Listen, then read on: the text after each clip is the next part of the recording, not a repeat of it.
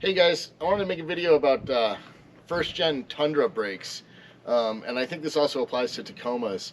Um, there's a lot of information online about people struggling with these brakes, and they're like, these trucks just have bad brakes, and people trying to just can't get the brakes right. And I was one of those people. This is my third Tundra. I love these trucks, but one of the problems I've had with this is brakes. The front rotors would warp and get too hot, so I'd be changing my front brakes all the time.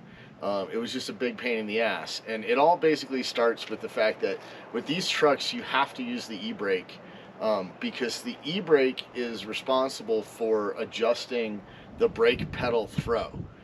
Believe it or not, the way this truck works is that the left and the right side of the truck are on two brake banks. So the front left and the rear left brakes are on the same circuit. That way, if you get like a brake leak, a fluid leak, that you're not going to lose all four brakes. So what happens is that if you don't use the e-brake, or say you just did a brake job where, like for me, what it was is the rear axle seals went bad. So when I did the rear axle seals, I did the rear drums, and then you adjust them and you think that you're good, but actually, unless you adjust the bell crank tolerance, then you haven't actually adjusted these brakes properly. And if these brakes are not adjusted properly, it's going to make your brake pedal feel mushy. The other thing that it's going to do is that if your rear brakes are not set properly, then what's going to happen is you're going to use too much front brakes, and that's what's going to cause the warping issue, is because you're basically just using all front brakes and not enough rear brake to stop. So how do you fix this? Well, what you do is when you do the rear brakes, and there's plenty of videos online on how to do the drums, but they don't talk about this. But so if you want to just know how to do the drums, go to another video. But once you've done the drums and you're sliding the drum back on, you need to turn the adjuster screw, that little adjuster that's in the drums, more and more and more until you can just barely put the drum on. You want it to just, you don't want to have to like bang it on, but you want to feel some resistance when you put it on there. And as you're doing this, before you do this, you need to disconnect the e-brake cable from the bell cranks, and that will and then when you're doing that, you need to adjust that adjuster screw all the way loose, because what's happening is that when you do your rear brakes, you're going to change that adjustment and you need to reset it.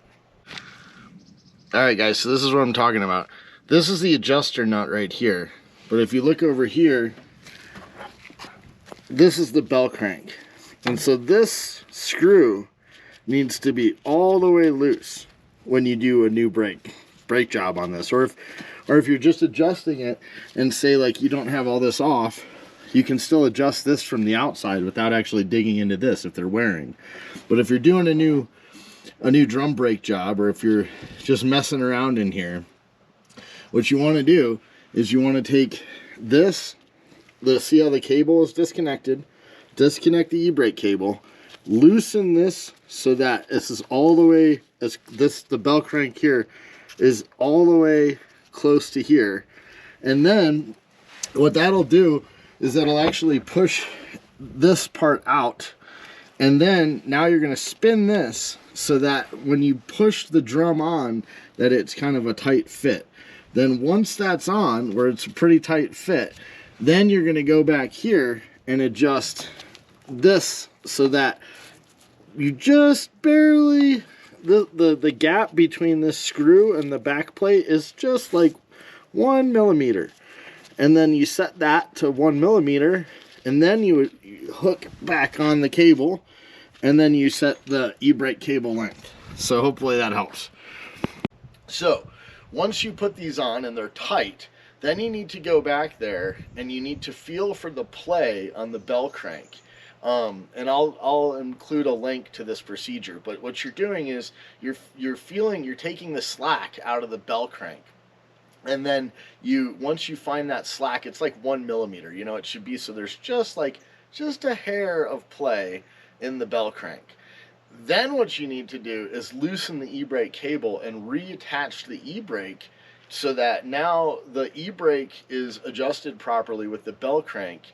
And what the bell crank is doing is it sets the amount of throw that it takes for the rear brakes to engage. So it should be very little, you know, and if it's adjusted properly with these brakes, these trucks actually have really, really good brakes.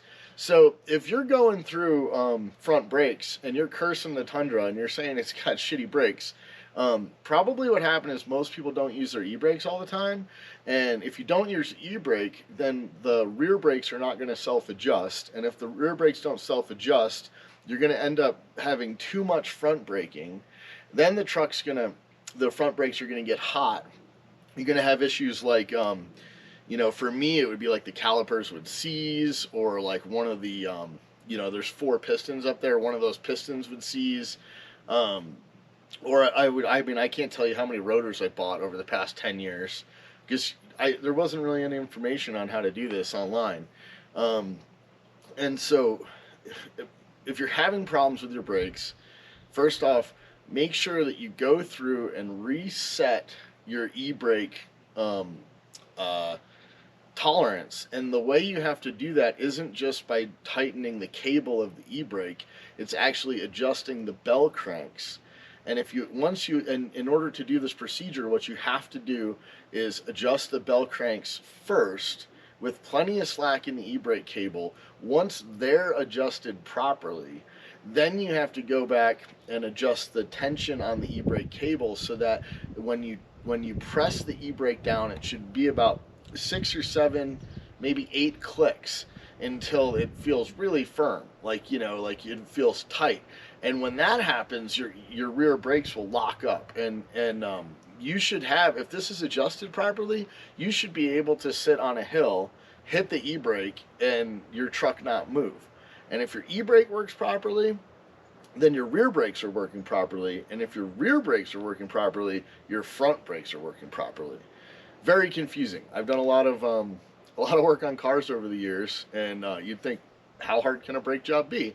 Unfortunately, there's just no information about this online. There's a little bit of information on adjusting the bell cranks if you dig into the forums, but you really have to dig for it, and I wanted to make a video about it so that people can enjoy their trucks, because nothing sucks more than having a truck with shitty brakes when it's a great truck. And you know, my last Tundra lasted 330,000 miles. I never figured out the brakes, but my godson wrecked it, and then this one has got 240,000 miles. It's just going to keep going.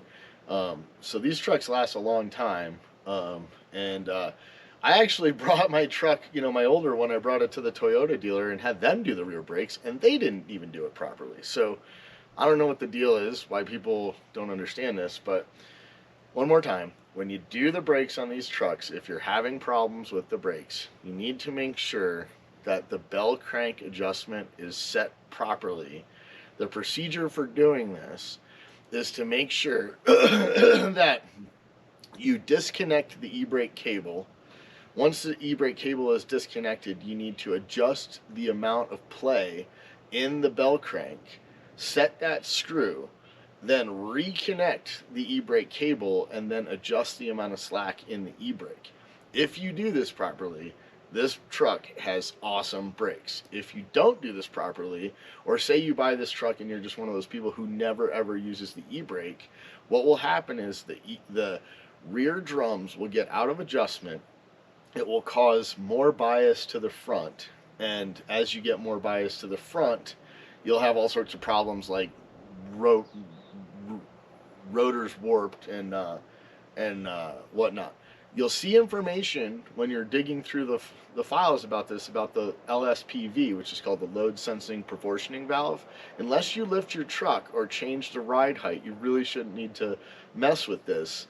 And I guarantee you that if you're having problems, unless it truly is like the LSPV has like seized or something, it probably isn't in the LSPV why you're not having good rear brakes, or why you're noticing that, hey, you're burning through your front brakes but you're not wearing out your rear brakes. It's in the bell crank. So that's my video for the day. I'll try to throw some pictures in there to help everybody, and hopefully this helps you guys, because these are freaking awesome trucks. And have a great day.